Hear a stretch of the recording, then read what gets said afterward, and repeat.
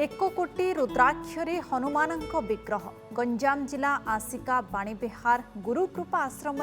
नियारा ढंगरे पालन होउछि हनुमान जयंती। 1 कोटी रुद्राक्षरे स्थापित होइछि हनुमान विग्रह। 1,30,000 बेलपत्र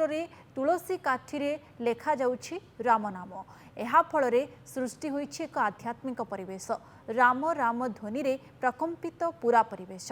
बाणीविहार स्थित गुरुकृपा आश्रम अधिक आलोचना करिसेंती आसिका प्रतिनिधि नरेंद्र साहू।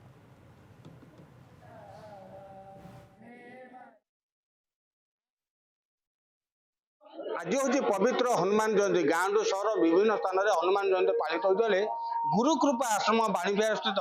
एक नियारा ढंग से पालन कर आज को 25 वर्ष धरी आप सीधा सड़क देखुचे ये हूँ से गुरुकृपा आश्रम जी बर्तमान हनुमान विग्रह प्रतिष्ठा स्थापन हो 1 कोटी रुद्राक्ष विभिन्न अंचल संग्रह कर ये रुद्राक्ष स्थापन कर 1,30,000 बेलपत्र राम नाम लिखुं साधक मान लिखुं जिला तथा जिला बाहर आसुच्च साधक मैंने बर्तमान नाम लेखा चली सीधा सड़क जी आम पाखे जोड़ी होती जड़े से अनुष्ठान जी संपादक अच्छा जोड़ी प्रतिक्रिया ना कौन कह आज आज हूँ हनुमान जयंती तो गुरुकृपा आश्रम कौन एमती नियारा ढंग से पालन कर इष्ट होती हनुमान जी आम गुरुदेव हनुमान जी को स्थापन करते 30 वर्ष तले बर्तमान आमर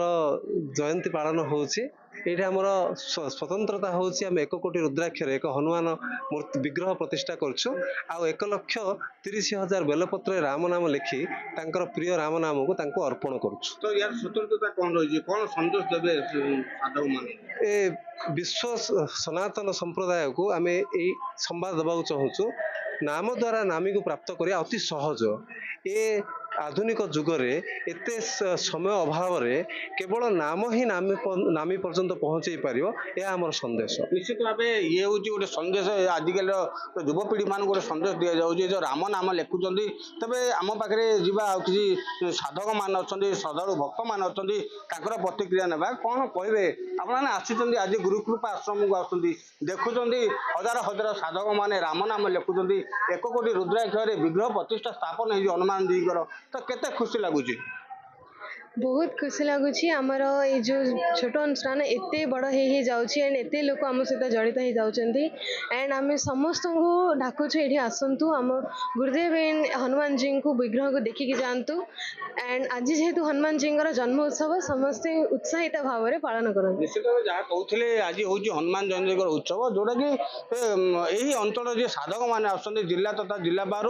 गोटे आध्यात्मिक परिवेश चेतना सृष्टि होती गुरुकृपा आश्रम गंजाम जिला आसिका नरेंद्र कुमार साहू नंदीघोष।